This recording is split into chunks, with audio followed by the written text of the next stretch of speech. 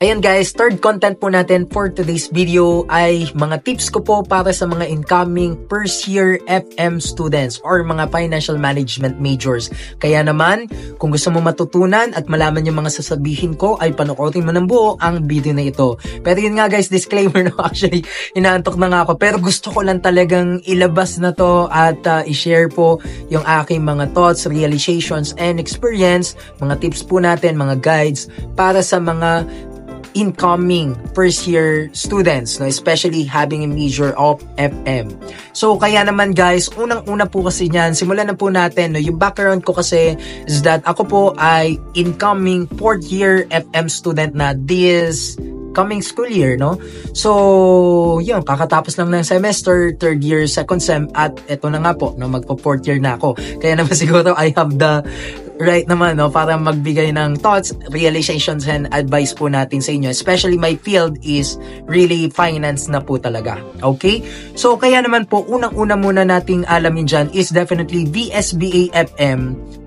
Isa po yung 4-year program na kung saan tinatalakay po dito yung personal and corporate finance, yung mga investment analysis, portfolio management, no? May mga legal frameworks din po patungkol sa mga investments at sa mga kumpanya. Kaya naman ikaw, kung gusto mong maging financial advisor, investment analyst, portfolio manager, finance manager, or mga tinatawag po natin, no, ng mga trader, yung matutunan yung mga stock market, trading, investments, ay pasok na pasok ka dito sa FM. Okay? So kasi nga, 'di ba, ang BSBA, marami ang mga majors no. Pero financial management, from the word itself, to handle and manage the corporate and your personal finance, right? So yun po ang application niyan. Okay, ngayon, actually medyo isingit lang po natin, no? Pero hindi para tignan kung ano yung mas mataas. Kasi nga po minsan, 'di ba, pag nag-ABM ka, yung strand mo yung senior high school ay automatic, 'di ba? Ang kinukuha mostly ay ano, 'di ba? BSA. Okay? Or yung sa accounting po, no, accountancy. Ngayon, ano ba yung pinaka main difference ng BSA at ng FM, no? BSBA FM. Ang BSA po kasi talaga nakapokus po yan saan? Auditing, taxation, legal frameworks, okay? Patungkol po sa mga compliance, no? Financial compliance, financial advisory, okay? Taxation. Doon po nakapokus ang BSA. Okay, matututo ka talaga pati batas. Okay? So, and you wanna get the CPA title. Okay? Kung gusto mo talaga maging public accountant, makuha yung CPA na title next to your name, mag-BSA ka, no? Yun naman talaga ang function and focus, no? Talagang compliance, no? Financial compliance and financial analysis heavy. Okay? Financial modeling din as well. But eto na nga, ang FM po kasi is general knowledge in finance. No? General knowledge in finance. If you wanna learn, kasi sure po ako na merong mga subjects din, may mga topics na hindi na i-discuss sa BSA at pang FM lang po talaga. Okay? And hindi po para tignan kung sino mas mataas. Hindi po natin ang goal. Ang goal po lang natin dito masabi sa inyo yung difference, no? Para alam nyo kung paano kayo at saan kayo magde-decide. Okay?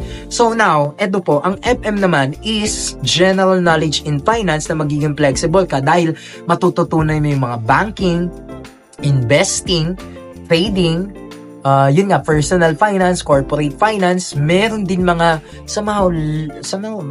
parang sub law subjects, no? Parang sub na topics, no?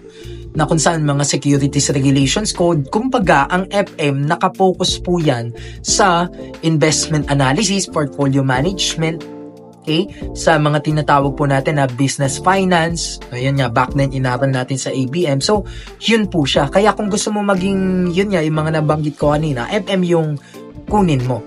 Okay, at least flexible ka. And meron pang international title din, no, na CFA, no, or Chartered Financial Analyst. Medyo mas mahirap nga lang kunin. Okay. So, kaya yun yung kung bakit FM, no. Ngayon, eto na nga po, medyo napahaba na tayo, no. Yung mga realizations natin, mga misconceptions and mga tips natin. Unang-una kasi, syempre nga, pagka economics ang course mo, accounting, finance, or financial management, banking and finance, akala ng mga tao kailangan number 1, laging magaling dapat sa math. Laging magaling dapat sa math. Kaya ako nga po, grade 10 ako.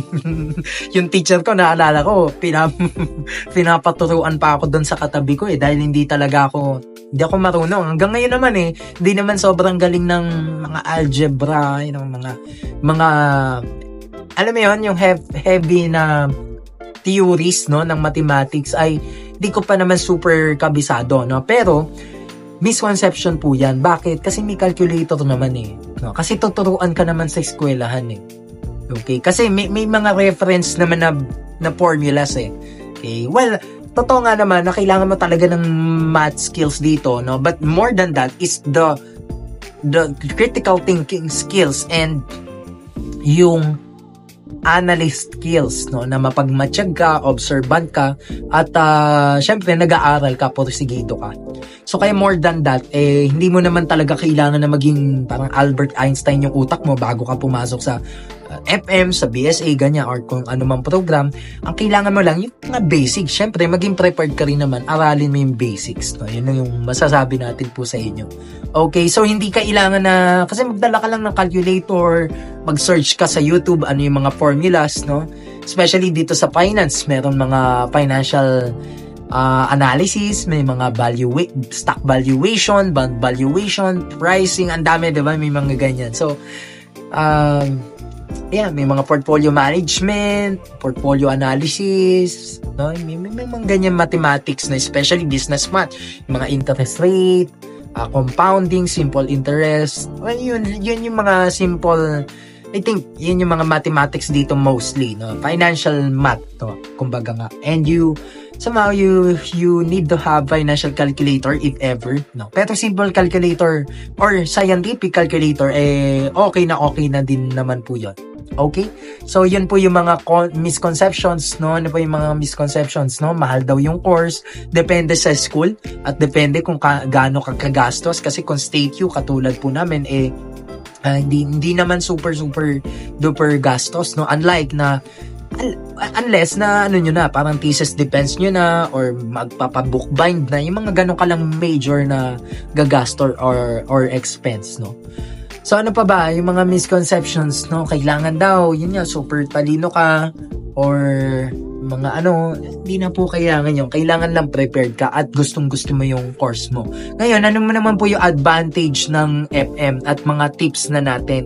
Syempre, advantage ng FM, talagang general knowledge in finance. Pwede ka sa bangko, pwede ka sa, kaya naman, ibang financial institutions, lalo na investment companies. Pwede ka rin mag-accounting staff. Ang daming pwedeng trabaho actually na nakafocus sa finance and investment roles, no? Especially here in the Philippines na maraming pwedeng matrabahuan din sa Ortigas, BGC, Makati, saan pa ba? At marami pang iba, no?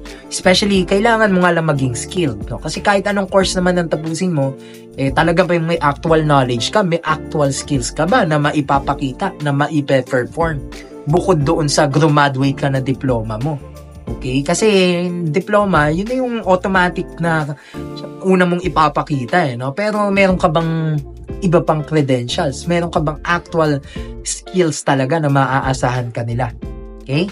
So, kaya mga tips na lang po natin is, syempre, kailangan nyo talagang gustong-gusto nyo yung course nyo.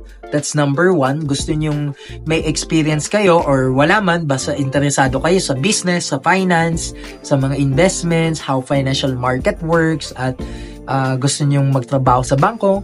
okay? Or gusto niyo magtrabaho sa mga investment trading companies, mga brokerages, dyan talaga nakafocus ang BSBA FM. Okay, kung gusto niyo maging analyst, maging financial advisor, investment analyst, so dyan po nakapasok yon. Kaya naman again guys, saka maging mapagpasalamat kayo, enjoy niyo yung college life niyo, may ginawa na nga akong video niyan.